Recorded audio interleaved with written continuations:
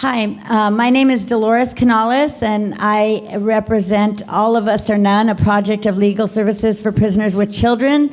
The focus of our work is to demand our human and civil rights for formerly incarcerated people and their family members.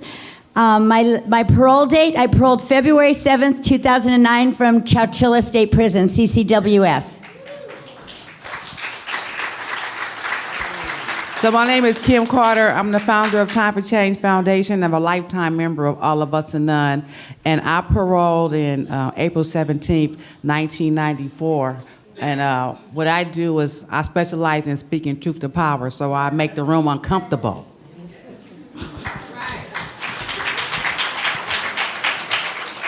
My name is Vonia Quarles, and I live in the Inland Empire, and the organization that I'm a part of is Starting Over. We do transitional housing and reentry services. I paroled umpteen years ago, a long time ago, and since that time I have become one of the organizers for the Riverside County or the Inland Empire chapter of All of Us or None. I'm Deanna Hoskins. I am the Senior Policy Advisor over Corrections and Reentry for the Department of Justice. I maxed out on May 25th, 1999. Prior to my current position, I was the founding director of reentry for the Hamilton County Board of County Commissioners in Cincinnati, Ohio, building an infrastructure of reentry for individuals returning to that county. Wow, wow. Thank you, thank you. Okay, I'm gonna go right into this. What was the defining moment that caused you to address the problem of mass incarceration for women as well as just the society? Your defining moment. Well, I want to say that I was both blessed and cursed to meet Susan Burton. And I thought that, that I just wanted to help some women coming home from prison, but I was not conscious of what was going on in the pathway to incarceration. And somehow, hooking up with her, I was introduced to the social justice framework, and I understood the intersectionality of the prison justice complex and the social inequality in my community. And I started feeling really, really pissed off that I was framed and set up from birth in my community to be packaged to go into a cage, and I was hot about it. So, and having all that oppression and feeling that, discrimination, I'm allergic to discrimination, so I feel it every time I'm around, like how you might be allergic to strawberries. Anywhere I'm at, the bank, anywhere I feel it, my hairs and my arms raise up. And I break out and I'm not standing for it. I break out in rebellion. Automatically, I break out in rebellion. And I started to understand just how the Plymouth Rock landing happened and how my people came over here. We was imported. Now you want to figure out how to deport folks. I started figuring out how them W numbers they was giving me was being scanned in and scanned out. And I was a product of somebody else's profit. And I wasn't happy about it. And so I didn't know really, I had the feelings, I didn't know how to channel it. And I always give credit to the Women's Policy Institute for giving us the understanding of knowing that them politicians work for us. That White House, that's our house. What you mean we can't go in? We own that. Our taxpayer dollars pay for that. And every state house and every politician and everybody work for the people. So then it becomes, back to the power of the people. And are we taking our power collectively to make the changes that need to be made in our community, because it's on us, because it's our community. And so she woke me up to that, and then I just started having no vacations, and I wasn't going to the beauty shop no more. I was going to picket lines, and I was going to the prison, and I was going to fight with my peoples over here and all across the world. And and I just really feel like this is the purpose of having those experiences and those W numbers, because I will never fold. I will never cave in. I will never give up. Yeah.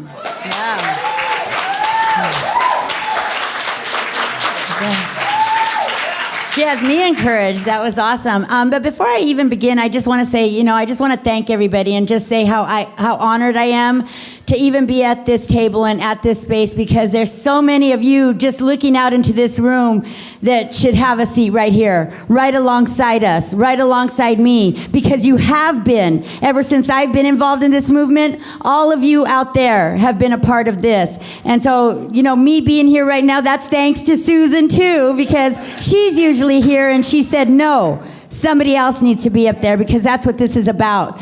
And so I just want to thank everyone for that. But my defining moment was September 30th, 2002. I had to turn for my last prison sentence, I had to turn myself in with only 18 months sobriety. See, I had been doing time, but I took the easy way out. Yep, I stayed high on drugs and alcohol, and it was just one big party. But then you know what?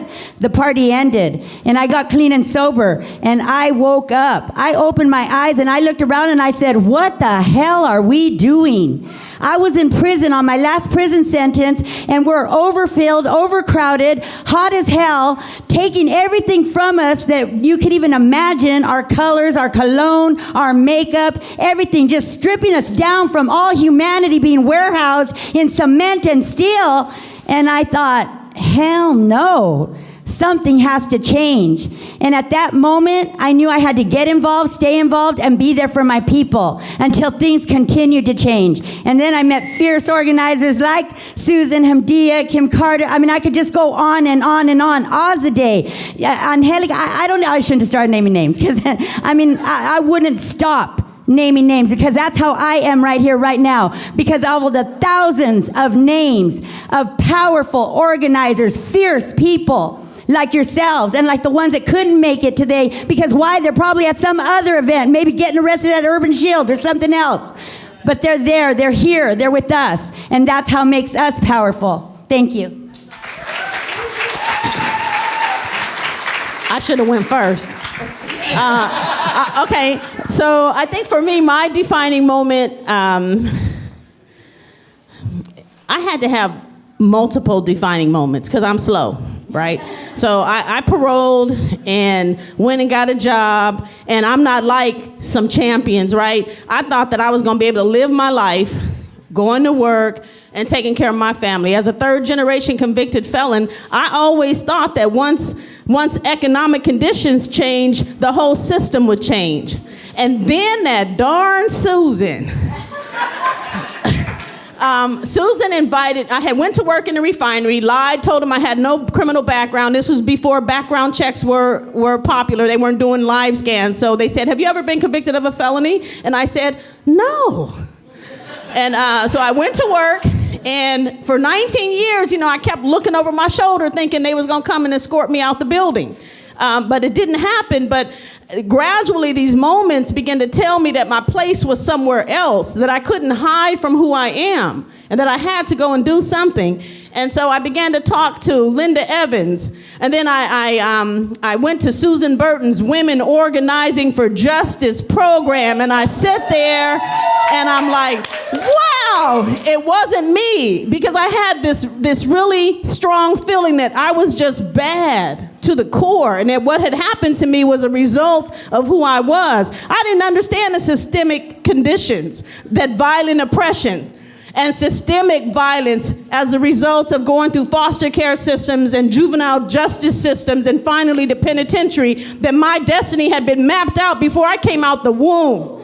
And as I watched my grandson be born while his mother is shackled to the bed, I knew that I had to do something different, that I could not breathe without doing something different. And so I am grateful to be on the panel with such awesome leaders, and to be here because another leader, and sometimes we start thinking that we're in competition, but it's not.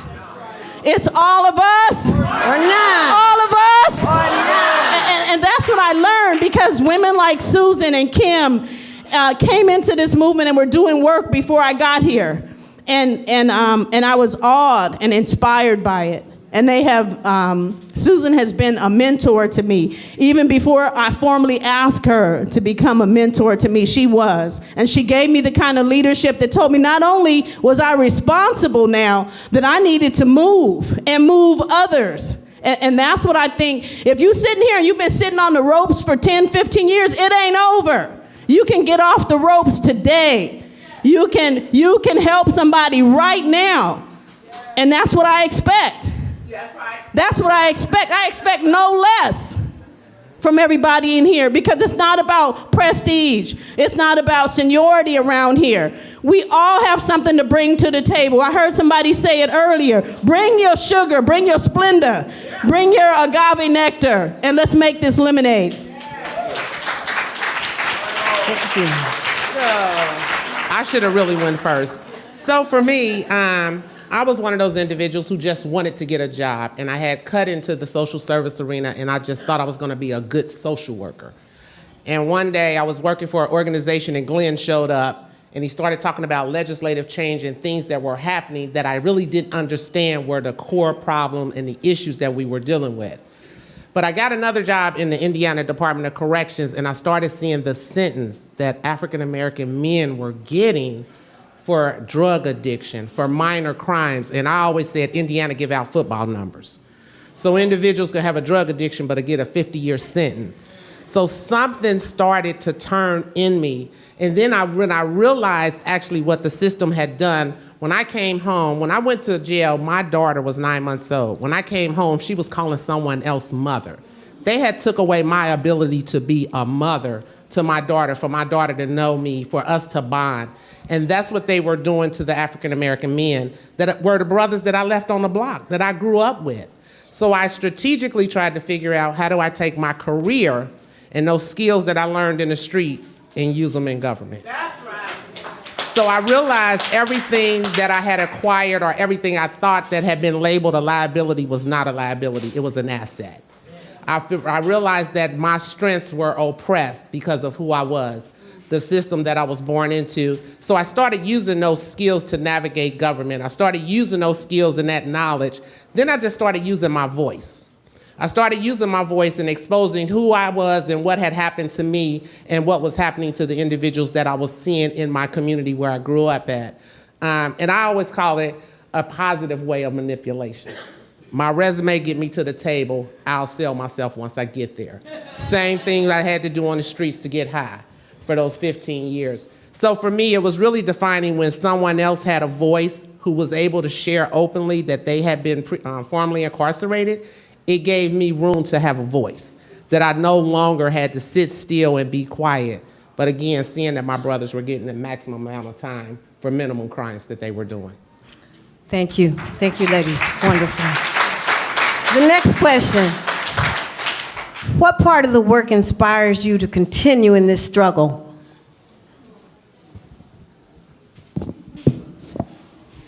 For me, I think what part of the work inspires me to continue is the community that I see in the organizing community.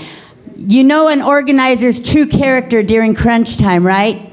You know, just during this conference alone, I think every single person that missed their flight or didn't have a room had my personal cell phone number.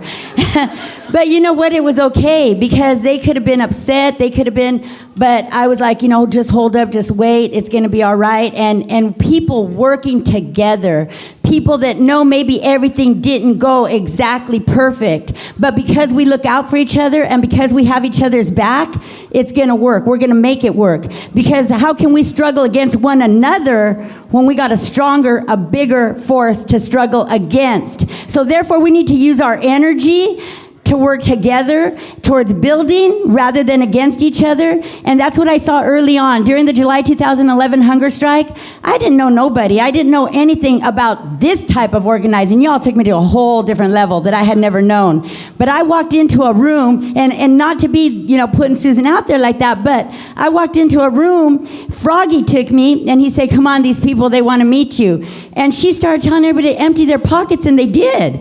And they started handing me the money, because they said we got to get these families to Sacramento. There's a hunger strike going on. We got to help these families. And then when I started meeting the family members, being embraced by them, having them, calling them, coming from San Diego, from LA, all over the place, and them being willing to show up and show out no matter what. The Danza, the Aztec community, calling them in July, out there all day during our protests, dancing, burning sage. You know, I look out and I think of all this and how it continues to grow. But as I said, an organizer's true character will be revealed during crunch time. So when you know somebody has your back in the most stressful of moments, those people that embrace you, that surround you, that lift you up, even in all your mistakes, because there's going to be mistakes. And I don't care how perfect your event is, there's going to be something wrong. But oh well, because you know what? The system has a lot more wrongs than we will ever have that we got to continue to make right. So that's what keeps me inspired, okay? Is all y'all. So, stand up, Tina, Keisha, Monica. So y'all would keep me inspired. Every time I could be there to open up the door for one of y'all coming home from prison that want to reclaim your life, that want to get your children back, that want access to housing and employment, as long as there's one of you that's in need, there's going to be one of me here on this side trying to serve it up. So you keep me inspired. Every time one of our sisters come out of that jailhouse, man, woman, and child, it's our responsibility to see they become whole again and reclaim. Because see, this system not only wants us, it wants our kids and our kids' kids. See, they got a long-term plan for us. It ain't no short-term shit, just some long-term shit. They want generation after generation. Yes. And it's our job to make sure that they don't keep these girls in prison during all their childbearing ages. Understand? All their childbearing ages, because we're going to quit having kids. It ain't going to be none of us if we don't get these women out here and allow them to reclaim their households. If we don't be there for these men and allow them to know, you know what, you are a man. We know you can't get a job because of discrimination right now, but we're not going to take away from you trying. Because sometimes we make our brothers feel so low, coming out of jail day one, and you can't buy kids clothes, and you can't do, and you feel so bad, you go into a shell. But we got to uplift our brothers and sisters, let them know that we understand the oppressor, we understand the oppression, and we understand the stigma. And it's not until we become employers, not until we start developing our own housing, and we can give them what they need access to, because the master will never give you the tools to dismantle his house. He will never give you what you need, so quit looking for them to ride into town, because we is here. We are the ones, we got to be the change we want to be.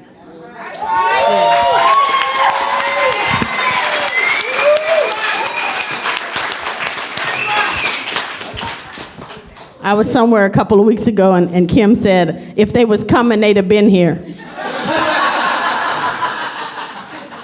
But today, I see you're here, and I think the reason why I do this work is it's really become my life.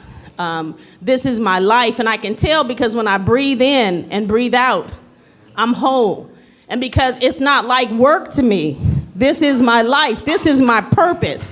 Everything that happened to me prepared me for the work that's in front of me. And so everything that you have experienced has prepared you for who you are today. You have everything you need. You don't need a leader. You don't need somebody to come to tell you who you are. You know who you are. And that's what I've found. When I think about my grandson, who is a fifth generation of ours. And I am working to make sure that his history doesn't have to be mine, and that we don't build more jails and more prisons to lock up future generations. So my mindset today, my life work today is about doing that, not just with shutting down a jail, but the whole system and the whole systems. Because it couldn't work without being complicit with other systems. So when I talk about the criminal justice system, it's not an island. It's interlocked, entwined with every other system. And when we talk about violence, we want to start with street violence, but the true violence starts long before that. It starts way before that. When social workers can come into your home and tell you your man gotta go, that you can't touch your child, but we're gonna lock their ass up. See, that's the violence that has to stop, and we cannot be complicit. In my life work that I do now, I've been uniquely prepared for, and I am so grateful. That's right. And so if you're sitting here thinking that because you have a felony conviction that your life is over, it isn't. I get to practice law in the state of California today in spite of my baggage, in spite of, and you can. I'm grateful. So what keeps me inspired to continue to do this work is it becomes my purpose. I realize that if I can go from the crack house to the White House with a felony conviction, that that there is purpose, this work, we're making progress. I don't say that the system's broken. I say the system is designed to work the way is working exactly the way it was designed to work. And so it's up to us to change it who have experienced the system to get in. And I think that we are uniquely positioned for change. I think the timing is right. Every time I see an individual get out, and I want to instill hope, because I was hopeless when I got out. I was very hopeless on what my future was going to be, how I was going to be able to be a mother to my children. So when I see especially young men, I struggle because we're at a time where I believe the system pushes people back into a way of crime just for self-sufficiency. So in order to break that cycle, I have to stay empowered. I have to stay encouraged and working with individuals. Coming here was the best thing that could have happened to me in my position today. Because my biggest fear is being in this position and being totally removed from what's going on the ground. And I always say, I don't want to lose my voice, but I don't want to lose touch. I don't want to lose touch. And I think I can only be beneficial to my greater community in this position if I stay in touch, if I continue to stay a part of. So I was grateful that Assistant Attorney General Carol Mason allowed and made it part of my job to be in touch with formerly incarcerated individuals. Thank you. Thank you. Thank you, ladies. I'm sure all of you can agree why these 4 women were chosen to be up here today.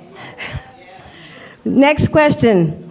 Can you share some lessons learned as you have done this work? Lessons learned. So I want to say that, so what I learned is what's written on paper about process and procedure, that don't work for me. I'm an out-of-the-box thinker. I used to call it drive-bys. I got to do things spontaneity. I got to do things in the moment and when the time is right, and it can't be something that was wrote in the book somewhere. That just don't work for me. Now, it works for people who are regulated and formulated. I'm not regulated and formulated. I'm off the chain. Period. I'm off the chain. I'm unpredictable. You never know what I'm going to say. You never know how it's going to happen. But that also gives me an edge. See, I know my strengths today. I'm an activator, right? I'm strategic today. I have ideas, right? And I have self-assurance, which means that I'm not afraid to try some shit, right? I will try some stuff in a heartbeat. And guess what? Sometimes it don't work, but most of the times it do. And when it do, stuff happens, like buildings pop up. And I get to create jobs and shit. I get to, go from being homeless to having housing. All of a sudden now, I become an employer. When I was just trying to be an employee. See, that come from trying some stuff. So when I say that, I have to stay in the moment. I have to stay on the grind. Like when I was out there in my disease and addiction, I didn't get an addiction because I waited around for the crack man to come and get it. I went and got mine. Now, I may have went to Colombia, but the president made sure it flew in my community, so I didn't have to go to Colombia. He had that covered for me. Thank you, President Reagan. You know what I'm saying? For making sure I could get a hold of it. You feel me? But he did make sure I could see, touch it, and feel it. But see, that same energy, that same tenacity, that same go hard, I go hard with this. That same hunger, I go hard with this. I be hungry for some new change, hungry for some new opportunities. Because see, that old stuff just not working for me no more. It's not working for me. I'm not traditional. I can't do things that wasn't working. Now my mind is saying, well, damn, Malcolm X was fighting this. Martin Luther King, Mandela. I can't fight it the way that they fought it. I can't fight it the way that they fought it. I gotta try something different. If they was coming right here, I gotta come with an uppercut. If they was coming with a book, I gotta come with a hammer. I can't do it the way it's always been done because it didn't work. We would not be here. So I'm always trying something new and something different. Because I believe that at some point, something is going to kick in. And we're going to have a major shift. And a major movement is really, really going to happen. And it's not going to happen as a result of a grant.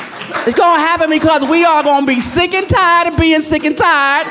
We're going to get our tails up. And we're going to go and we're going to make it happen. But we got to have our voice. And we got to have our vote. So I would say, do not be silent on the sideline. No longer.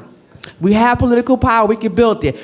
We can take 1,100 votes and get a new mayor in my city. There's little wins that we can get along the way. So what I see as my successes along the way, I see opportunities like low-hanging fruit. Oh, do this and do that. We'll try that. right? Because all the time my mind be going. I ain't ADHD, I'm just tired of being pissed off and pissed on. Thank you.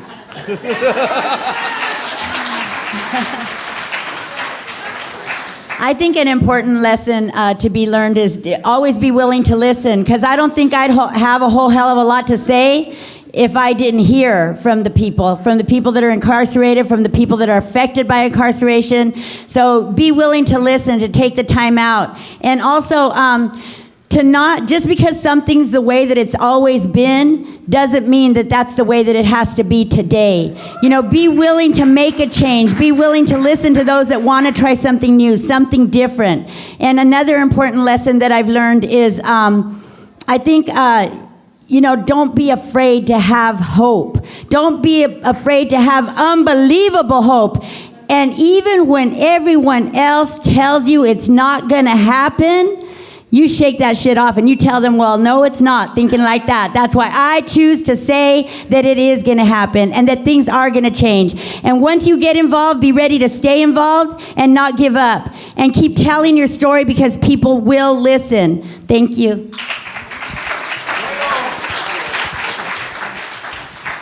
So for me, some of the things that I've learned along the way was, the first thing was to brush the haters off.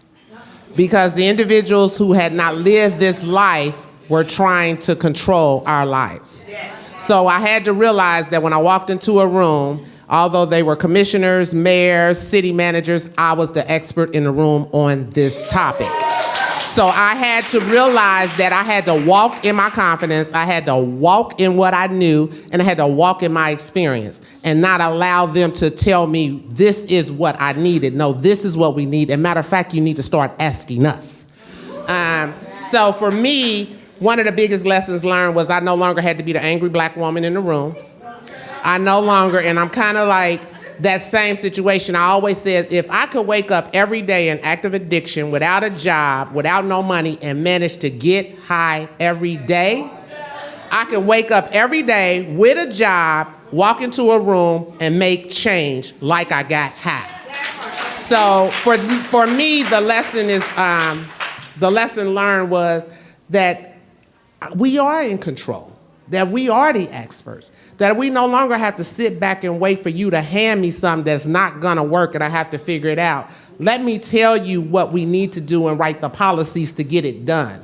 Yeah. So to the point where when I walk into a room, or we walk into a room, they're waiting to hear what our suggestion is about the issue that's going on in our community. And that was the part for me that I had to walk into and I had to absorb. But again, I chase this just like I chase my dope every day. Thank you. Thank you, ladies. You guys are awesome. For me, I operated from anger for a long time, and I heard a couple of you talking about anger and you know, how to do that. And for me, that has been a problem for me. And one thing that I've learned, and another organizer told me, that anger gets him loaded, that he had to begin to look for love as a motive. And that helped me to put it in its place, because yeah, I can look and be angry about a lot of shit, but at the end of the day, I go to bed angry and unfulfilled. So I have to look at what change we've made, what's winning. Right? What's the solution? Okay, so instead of me staying angry, why don't I just sue your ass? Right? Instead of me staying angry, why don't I get hooked up? Right? I don't have to stay angry. I have to stay motivated by love. I love my community, so I will sue your ass. Right? I love my community, so I'm gonna knock at your door and sit in this meeting and be in your face, not because I'm angry, but because I love you. I love my community today, and I love them enough to come from a place of love. And that was a lesson, because, you know, you get angry. You go through the prison system enough, the juvenile justice system enough, you get enough doors slammed in your face, it can taint you. You know, it can make you angry. And so for me, that whole lesson about love, coming from a place of love, has been empowering to me and transformational. Great. Thank you. Thank you, ladies. I'm going to give the ladies at least a minute or so break before we ask this last question, and just tell you a little bit about who I am. After spending 20 years in the federal system, I was given an opportunity to have a job, a working job that gave me hope.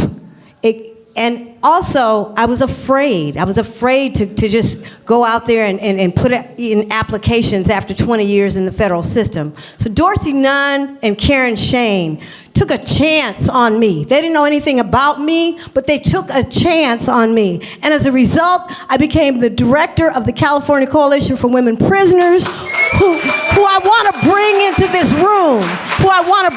this room, today, because there's so many women doing this work, there's so many people doing this work that, as I believe Dolores said, could be sitting up here.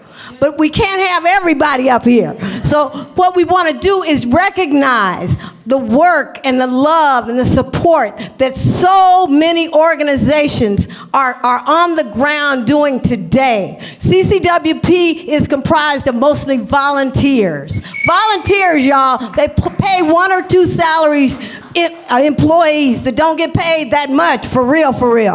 But because they love what they're doing, because they love going into the prison and interviewing women about the abuses they're encountering, because they can try to at least get women out on parole by writing letters, by activating the community. CCWP has been at this for many years, and they don't get enough recognition. So I want to bring them into the room. One other person I want to bring into the room is Marilyn Buck, who died for all of us. Seriously, the work that she did inside, that I worked with her. She taught Danielle Metz how to read, and we worked together inside. Danielle today is getting out on September 15th, y'all. I heard from her family today. We had English lessons, me, Danielle, and Marilyn, 20 years ago. Danielle is walking out of those gates in, 15 days, 13 days, the 15th, 5 days. I don't know, I've been running. I don't even know what day it is. But I really want to just thank everyone, because she didn't do that alone. She did that through the struggles and support and anger with love from all of y'all. It didn't happen with just one event. It happened because of the work everyone is doing. So I have to honor all of you, because this work wouldn't be recognized at the White House had we not been there. So thank you for that. The other thing I want to thank, I see Anuja in the room. I want to thank the Women's Policy Institute for helping me learn how to approach these politicians that I still have uncomfortable feelings about, y'all. Sorry. Yeah, when I first got out, Dorsey wanted to prance me on the stage with the ankle bracelet. I said, no, I can't do that. I don't want to do that. But he wanted to show what they do to women coming out. I had to wear that for 6 months, but they didn't tell me that when I was getting out. I want to thank Kim for mentioning, because I'm one of those women who lost their childbearing years, mentioning that cannot continue to go on. We have to work for women to be able to live out their lives as they choose. So at that, I'm just going to go into this last question. Thank you.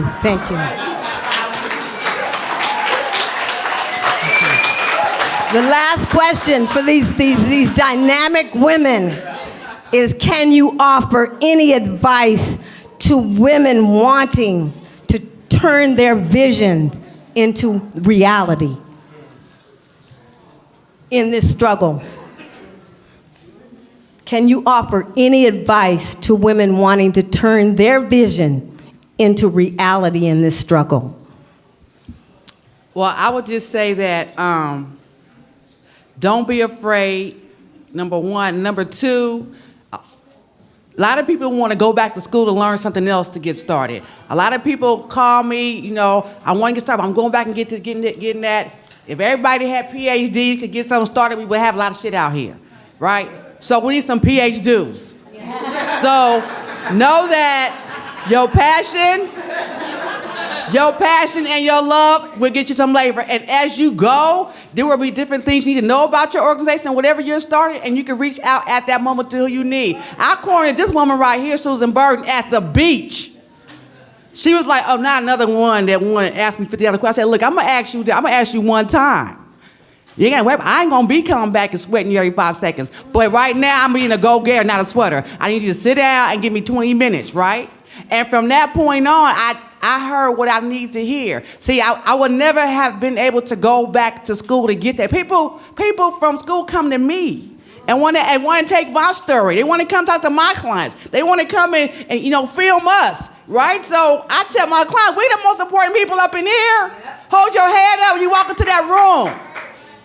Because at the end of the day, they read about it, you lived it and survived it, and you had that experience, and you a subject matter expert, like my sister right here just was speaking earlier. So if there's something you want to do, start doing it. Don't overthink it. Don't be so analytical, and don't start thinking you're not enough. You're so good, you're ready, right? You're so good, you're ready to go. You are enough. If I tell you this, you would have never told me 30 years ago that I would be able to be directing an organization, a multi-million-dollar organization.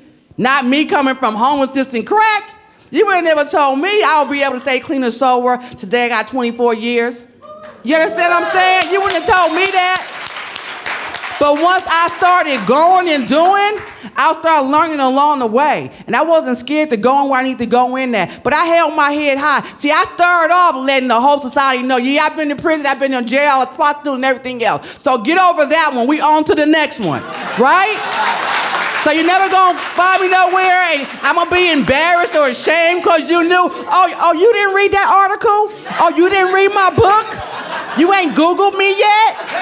I thought you knew, right? So we can't carry those past experiences as shame, because that's one of the tools they use against us to make us feel better about ourselves. So if you have a vision and God gave it to you and something you want to do, you just got to get doing it. Everything that you need is going to be laid at your fingertips. You're going to be able to access it. But he got to know that you got enough heart to get it started. So I say, go and get it, because you never know what you're going to do. And don't let them tell you this one little word they like to throw around too, and I'm going to let you have this mic, that you don't have capacity. Don't let them start telling you about capacity. Don't go for that one. The book ain't out on it yet. Because let me tell you something. I became a nonprofit housing developer, developing affordable housing, and nobody knew before I did it I had capacity. But let me get that check and see what I could do with it. So if I get resources, I could pull some things off around here. So then they want to know, well, you got capacity or not? Tell them you need an increase in your budget. So you can show what capacity you got, right? That's how it goes.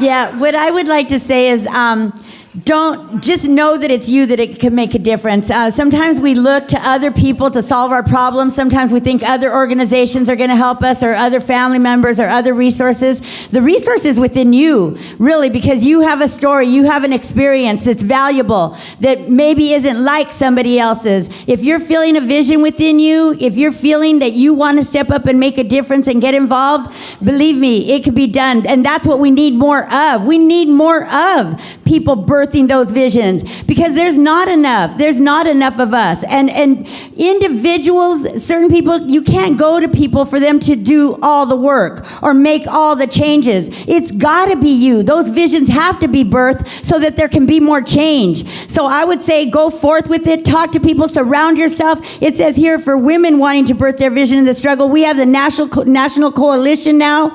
We have a group. We get together from state to state to state. I would say get involved with these type of women, these type of organizations that are making a difference, and don't turn back. Just keep going forward.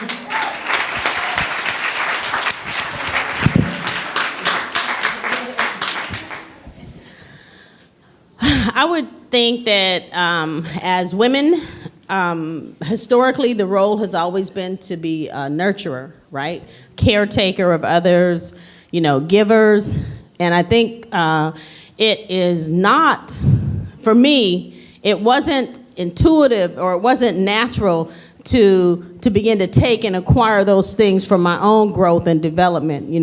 Coming from an alcoholic household as a kid, I was the caretaker as a child. And so I always thought you do for others. And so I would advise you to go ahead and do for others, but never at the expense of your dream.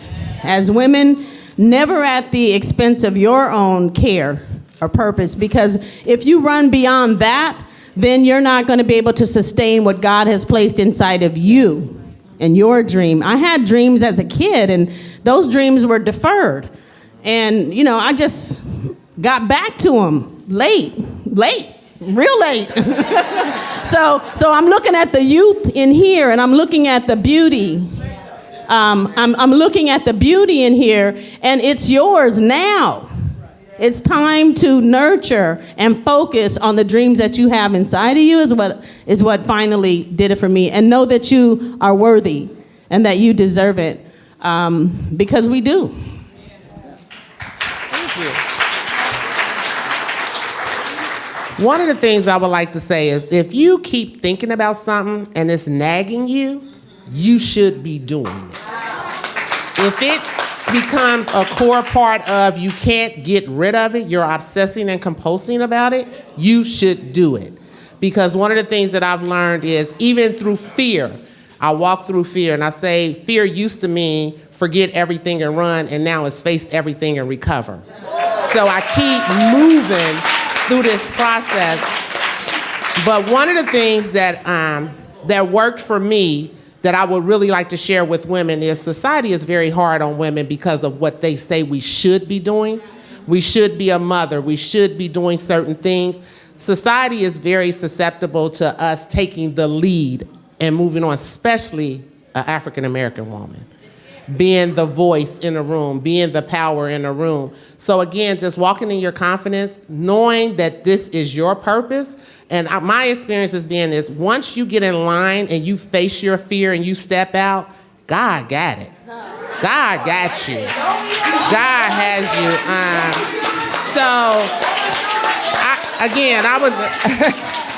I would just say, don't listen to anybody. Can't nobody live your dream. And I want to share this real quick story, what my mother told me. I used to want to own a women's shoe store.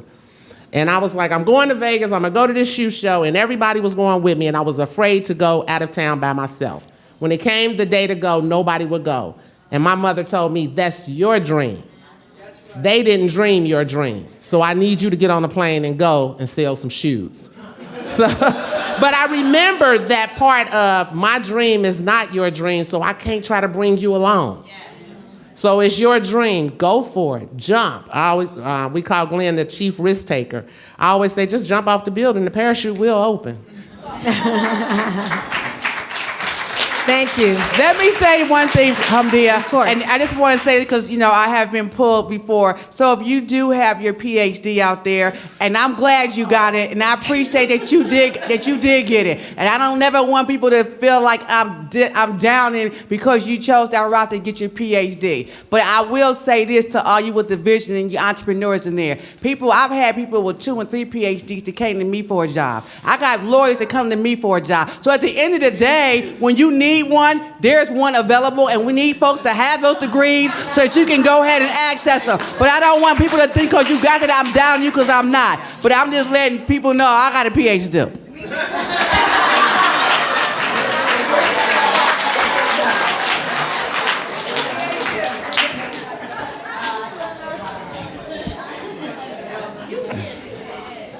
I feel so proud.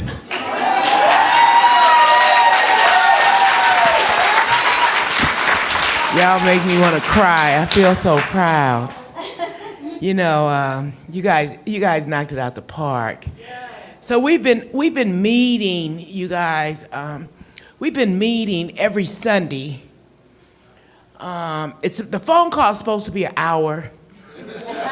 But you know how that is when you have 8 formerly incarcerated people with a lot of ideas and a lot of thought who ain't scared to bring it up. So the phone call, I'll just say, is supposed to be an hour. So I missed a Sunday. And then I get a call and says, "You're doing the women's panel." I said, "What do you mean? When did I sign up for that?" "Well, you wasn't on the phone call, so we volunteered you." So, I'm so happy, I'm so thankful. You guys are so powerful. And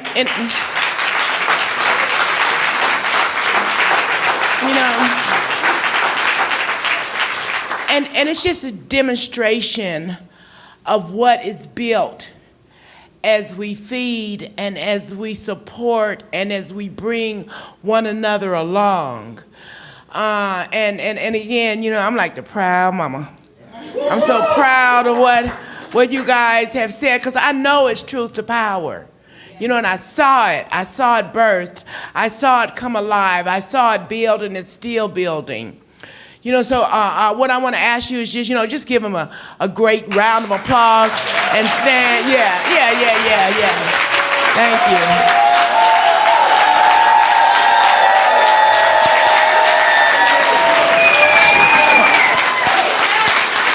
A couple things I do want to just say from my panel yesterday as a moderator. There were 2 corrections I need to make. One thing I said, Danielle, we taught her to read. That was not true. We did a lot of tutoring inside. Danielle was a math student. Danielle can read and write very well and be able to tell her story better than most of us. So that was a correction I needed to make publicly. The other thing was that Marilyn Buck lived and died for each and every one of us. That was not a true statement. Marilyn lived her life and also died in service of the work that we're doing today. And the work that she did benefited all of us. That was my point. And I thought about it last night because I could go home and take stock in what did I say that I could have done better. And I really felt I needed to address that. So thank you. We were inside, we were friends. We were friends and comrades, and we made lifetime friends inside. So I love you all. Love you, Ida. Bye-bye.